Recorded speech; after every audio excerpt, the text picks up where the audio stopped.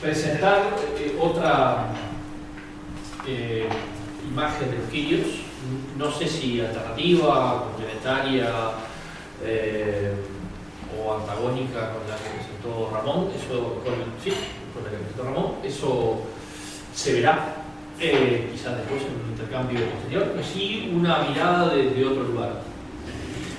Le puse a la charla genéricamente ideología quiria. Aclaro que no es mi intención cubrir la totalidad de la ideología quiria. Podría haberse llamado perfectamente un aspecto de la ideología quiria o quizás un aspecto central de la ideología quiria, pero no tengo la pretensión en 20 minutos de cubrir la totalidad de la ideología quiria, pero sí un aspecto que me parece importante en el Figari quirio, pero a su vez que tiene, como veremos, una preocupación de larga data en el pensamiento de Figari en general.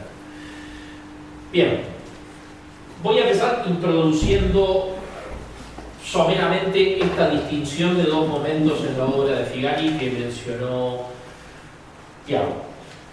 En su obra filosófica más importante, Arte, Estética Ideal, de 1912, Figari desarrolló un pensamiento fuertemente marcado por la idea de progreso. Progreso material, progreso moral, progreso espiritual y progreso intelectual de la especie humana en particular y de la naturaleza en su conjunto. Ese pensamiento fue cambiando a lo largo de los años. Este es el pensamiento dentro del pensamiento de Figari que, en fin, creo que no ha sido especialmente estudiado. Sí ha sido estudiado, pero no ha sido especialmente estudiado. Esta parte de su pensamiento, este momento de su obra, es el más conocido, es el que ha concitado mayor atención y es entonces el Figari que nos resulta más familiar. Este Figari de Arte, Estética Ideal. Entonces digo que su pensamiento fue cambiando a lo largo de los años. Puede conjeturarse que ese cambio tuvo bastante que ver, yo digo ahí su origen, no sé si tanto como su origen, pero tuvo bastante que ver con la interacción con el entorno específico europeo en que Figari se movió durante los casi 10 años que vivió en París entre 1925 y 1934. Que Figari se encuentra con una Europa de posguerra, una Europa que sale de una guerra y se encamina visiblemente hacia una nueva guerra, sale de una guerra terrible y se encamina hacia una guerra peor. Esa es una Europa cuyos intelectuales, cuyas élites intelectuales están imbuidas o impregnadas de un clima, de una sensibilidad intensamente pesimista. La idea de decadencia impregna el clima cultural de la Europa de entreguerras. Si me permiten, ustedes, me tomo el atrevimiento de recomendar un libro que expresa, un libro de memorias, El mundo de ayer, de Stefan Zweig, que es muy expresivo a este respecto. Las memorias de Zweig, en este libro, cuyo título ya remite a algo que ha desaparecido o está en trance de desaparecer, la Europa en la que Zweig se formó, y está en tránsito hacia algo desconocido y presuntamente no bueno.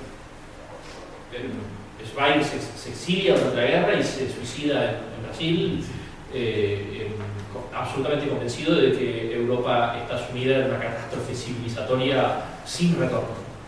Ese libro es expresivo del clima intelectual con el que Figari se encuentra en Francia, en París en concreto, entre 1925 y 1934, cuando vive allí. Bien, entonces digo que durante su residencia en París... ¿De cuándo es el libro, perdón? ¿De cuándo es el libro?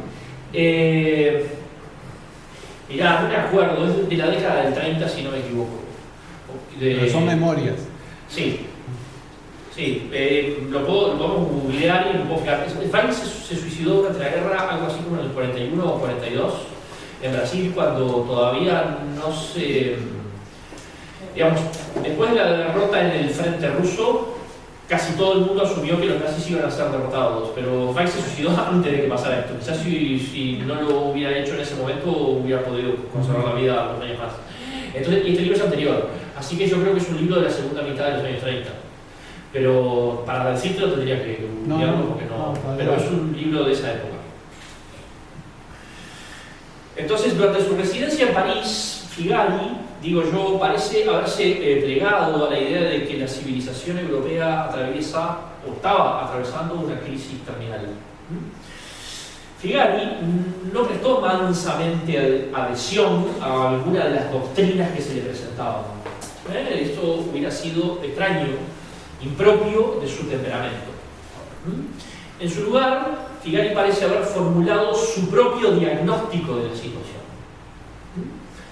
Entonces, por una parte, absorbe ese clima, interactúa con ese clima y parece haber hecho suyo una parte de ese diagnóstico pesimista. Sin embargo, ello no lo llevó a una adhesión inmediata a ninguna de las doctrinas, del menú de doctrinas que se le presentaban, algo que digo habría sido extraño y propio de su temperamento, sino que elaboró su propio diagnóstico.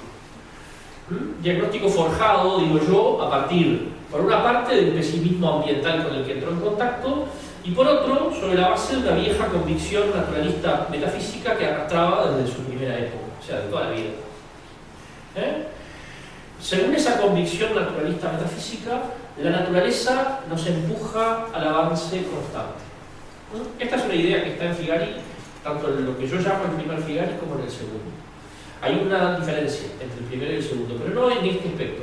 La naturaleza, la ley natural, dice a veces Figari, nos empuja al avance constante.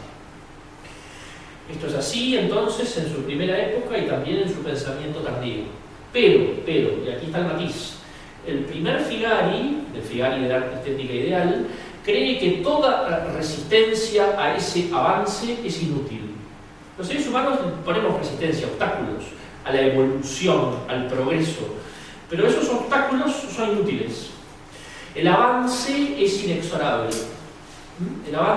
El progreso es inexorable. Nosotros metemos la pata, pero la ley natural nos corrige incesantemente y nos lleva en la dirección del progreso histórico que es inexorable.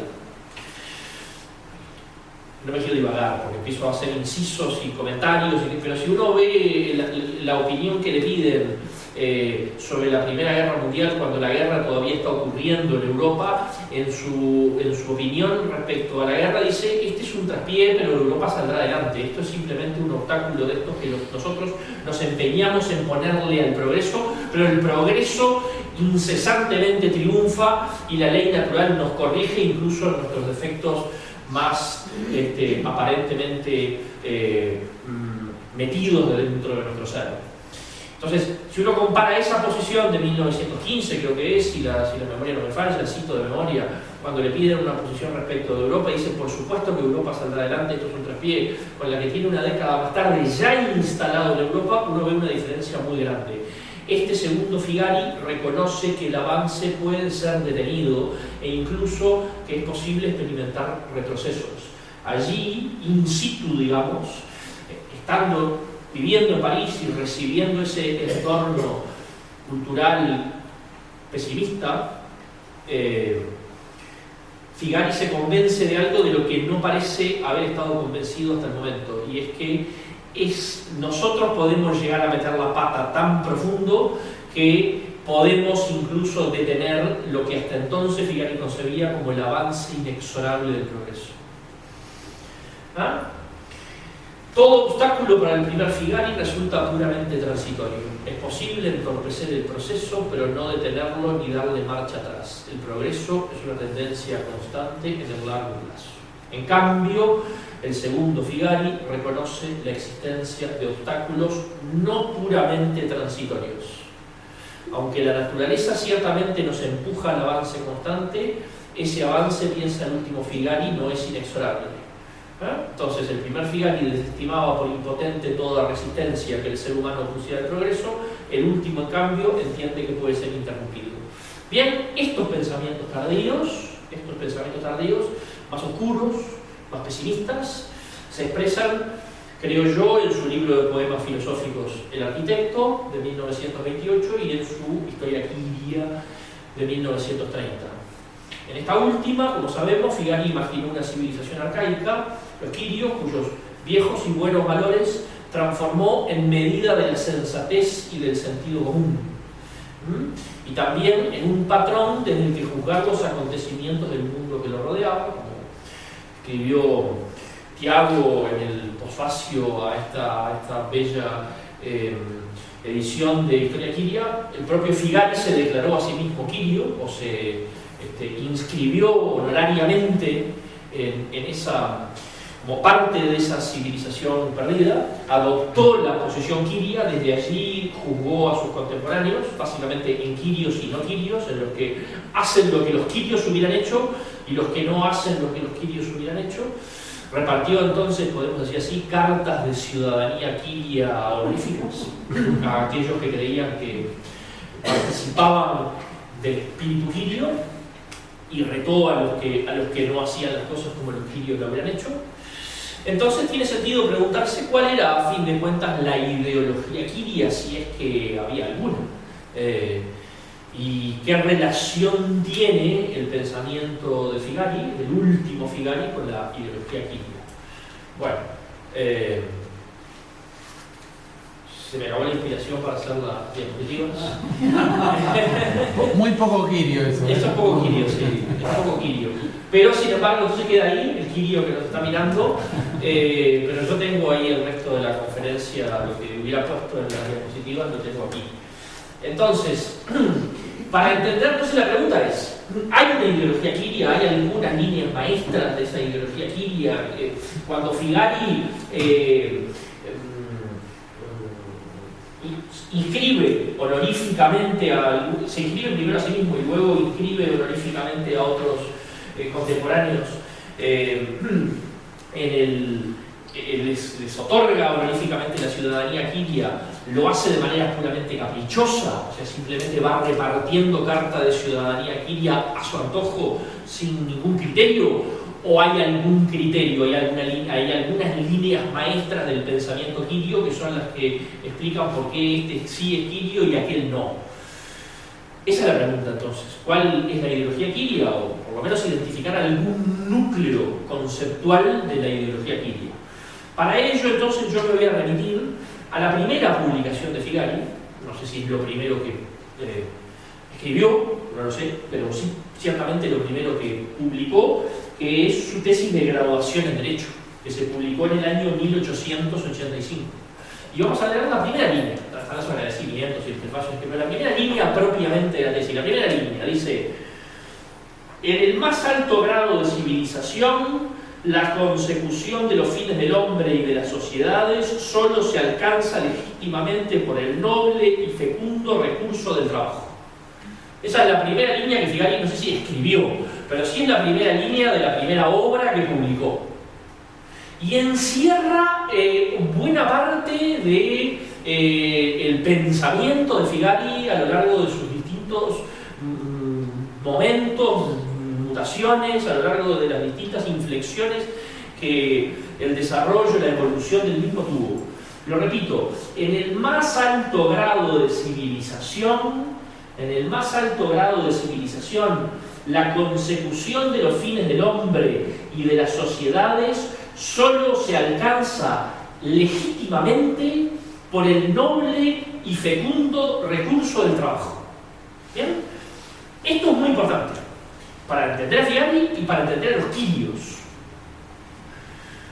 Porque esto que Figari escribe en 1885, que en fin, mucho antes de concebir su historia quiria, es lo que piensan los quirios también, ¿no? Entonces digo yo, ahí termina la cita, desde muy temprano, Figari piensa que el ser humano es un animal eminentemente social, que lleva la tendencia a la sociabilidad inscrita en su propia constitución biológica, ello lo aleja de otros evolucionistas materialistas que pensaban, pongamos el caso de Carl Rayleigh, por ejemplo, que el darwinismo había colocado como una verdad científica establecida el carácter intrínsecamente egoísta, no solamente del ser humano, sino de todas las criaturas vivientes, que en la lucha por la existencia solo podían interesarse por la suerte de otros seres en la medida en que su propia suerte estuviera también en juego.